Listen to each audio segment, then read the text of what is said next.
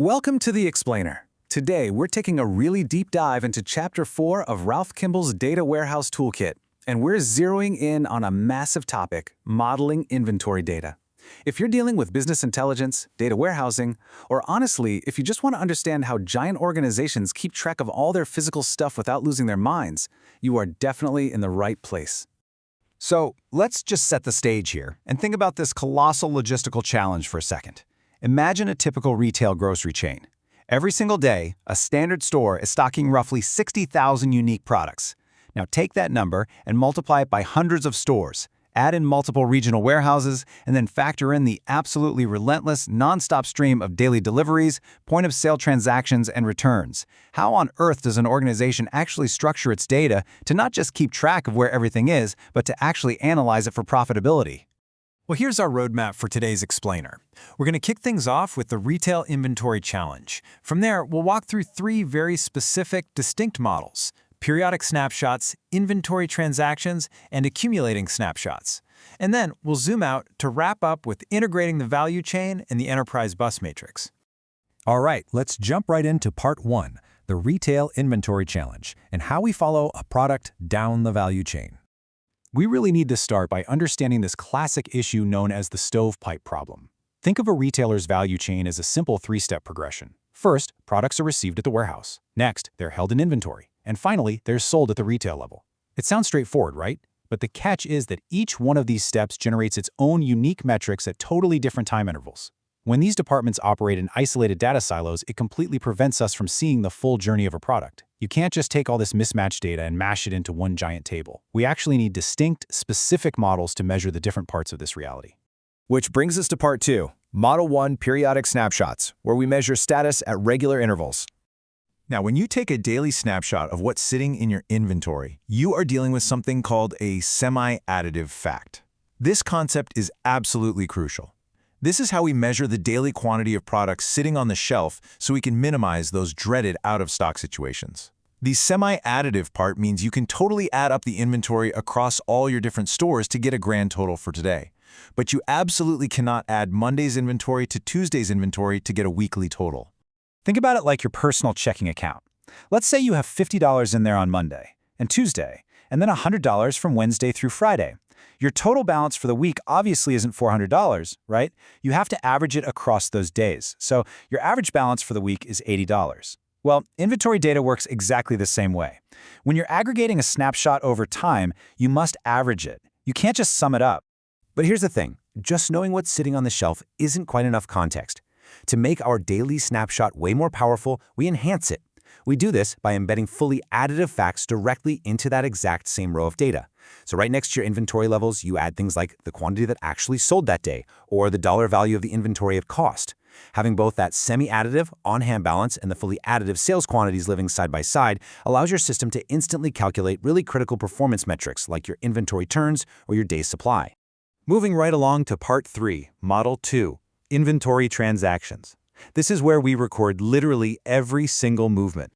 So, while snapshots are fantastic for giving us the overall status, we also have to deal with the absolute flurry of individual actions happening inside a warehouse, and there is a stark difference between these two. Snapshots, they are highly predictable. You get a daily row every single day for every single product. Transactions, on the other hand, are totally unpredictable. You only generate a row of data when a physical event actually happens. If you tried to calculate your daily inventory balance by manually adding and subtracting millions of historical transaction rows, well, your system would completely grind to a halt. It's just not built for that. Even so, transactions are incredibly valuable because they answer very specific operational questions. Every one of these actions, receiving a box, picking an item, shipping it out, identifies the exact date, the product, the warehouse, and the specific transaction type. This gives us hyper-detailed performance metrics that a daily snapshot could literally never show you. If you want to know exactly how often items are returned to one specific vendor because they failed inspection, the transaction model will spit that answer out instantly. Okay, Part 4, Model 3, Accumulating Snapshots. This is all about tracking the product pipeline. In an accumulating snapshot, what happens is a single row in your database is repeatedly updated as a specific product lot moves through its warehouse milestones. This model is designed specifically for processes that have a definite beginning, a definite end, and clearly identifiable steps in between. When a product is first received, the row is created. But when it's inspected the next day, that exact same row is simply updated with the new inspection date. It just accumulates the data over time. And because all of these milestone dates end up sitting perfectly aligned in one single row, doing math on them is trivially easy. By just tracking the number of days between, say, receiving an item and finally shipping it, we generate what we call rear-view mirror metrics, specifically lag calculations. These metrics are a game changer because they instantly expose inefficiencies and bottlenecks hiding right there in your warehouse pipeline. Now we're at part 5, integrating the value chain. It's time to break down those data silos. Up to this point, we've been looking really closely at the individual trees, our periodic, transaction, and accumulating models. But now, it's time to zoom out and look at the macro-level enterprise forest. To truly understand the business, we cannot let these models exist in isolation. Management has to be able to evaluate end-to-end performance across the entire value chain. I mean, think about it. If the warehouse team calls a product by one ID and the retail store team calls that exact same product by a completely different ID, enterprise-wide analysis is basically impossible.